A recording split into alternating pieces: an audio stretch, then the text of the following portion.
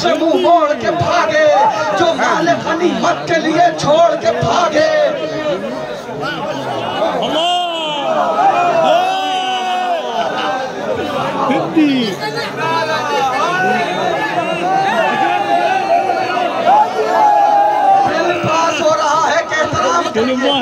जो जंग में हाथों को सदा जोड़ के भागे, हिंदुस्तान बोले,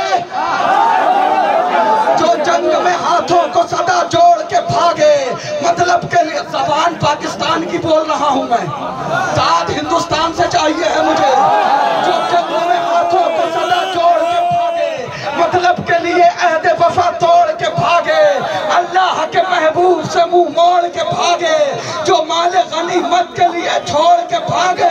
पोशीदा जहां से ये हकाइक नहीं होते, बुज़दिल कभी ताज़ीम के ला